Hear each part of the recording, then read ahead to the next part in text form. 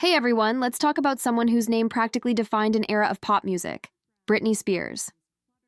Whether you were around for the Baby One More Time explosion in the late 90s or you discovered her through TikTok edits decades later, it's impossible to ignore the impact she's had on pop culture. But the Britney conversation is complicated, because it isn't just about music or choreography anymore. It's about freedom, mental health, and how the public treats celebrities when they struggle. Britney Jean Spears grew up in Kentwood, Louisiana, a small town that couldn't have been more different from the global stages she'd eventually command. She sang in church, entered local talent shows, and by the age of 8 was auditioning for the Mickey Mouse Club. When that first try didn't work out, she kept pushing, landing off-Broadway roles and eventually joining the Mickey Mouse cast alongside future stars like Justin Timberlake and Christina Aguilera. Fast forward a few years and the world gets Baby One More Time. That 1998 single didn't just top charts, it redefined late 90s pop. The video, with the schoolgirl outfit that sparked endless conversation, instantly made Britney a household name. Albums like Oops, I Did It Again, Britney, and In the Zone followed, each loaded with hits. Think Toxic, I'm a Slave for You, and so many more, plus record-breaking tours. She wasn't just popular, she was a cultural shift. Fashion trends, dance styles, music video aesthetics, Britney shaped them all, and she did it while barely out of her teens. But meteoric fame comes with a cost. By the mid-2000s, relentless paparazzi attention, the end of her marriage to Kevin Federline, and custody battles over her 2 sons created a pressure cooker.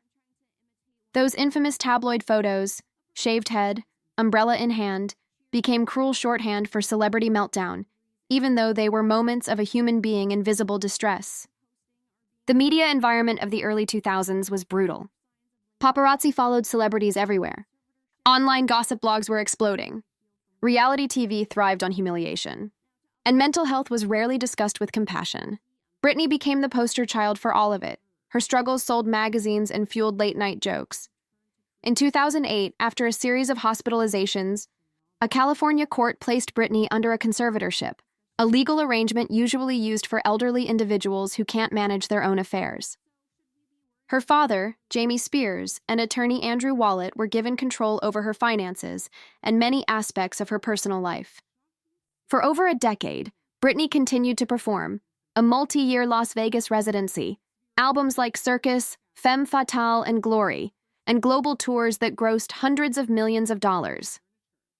Fans began to wonder, if she could work so successfully, why was she still considered incapable of managing her own life? Around 2019, a grassroots fan movement called the Free Britney caught fire.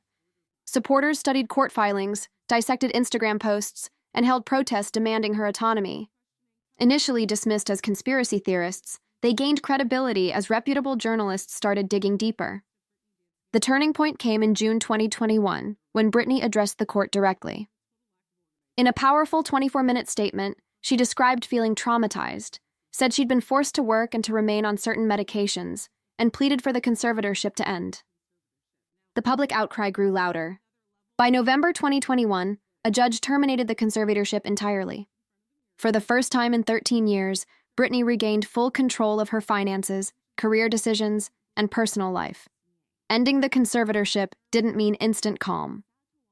Imagine spending more than a decade having every major decision made by someone else and then, overnight, being in charge of your life again, while millions of strangers watch your every move. Britney has used Instagram as her main public outlet. She posts dance videos filmed in her living room, shares art, occasional rants, and personal reflections. Some posts are joyful and silly. Others are cryptic or emotional. Because she rarely gives interviews, people scrutinize every caption for hidden meaning. She married Sam Asghari in 2022, separated in 2023, and reached a divorce settlement without a public battle. She released a memoir, The Woman in Me, in 2023 that became a bestseller, candidly describing her rise to fame, family conflicts, and what the conservatorship felt like from her perspective. This is where things get messy, not because of Britney herself, but because of how audiences react. Every time she posts a dance video, you'll see comments ranging from Queen of Pop forever to She needs help. Tabloids still jump on every frame. Was she wearing makeup? Who's in the background? Did that caption mean something? Some recent online chatter, like claims about bizarre public behavior or her home being messy, comes from paparazzi sightings, anonymous sources, or unverified social media posts. None of it equals verified fact. Mental health experts often point out that speculation like this is harmful.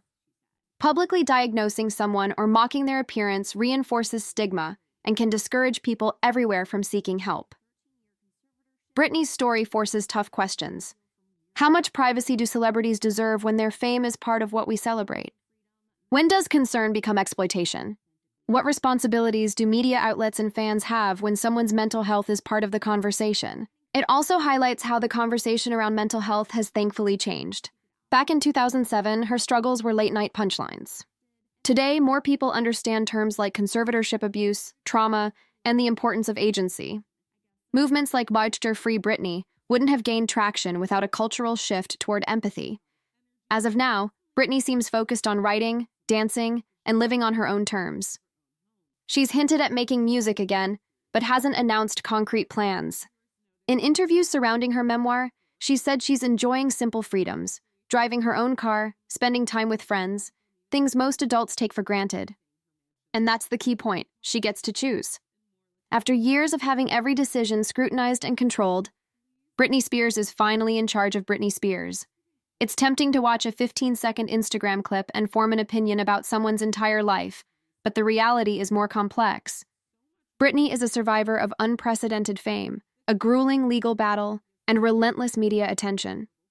She deserves the same dignity and privacy we'd want for anyone we care about.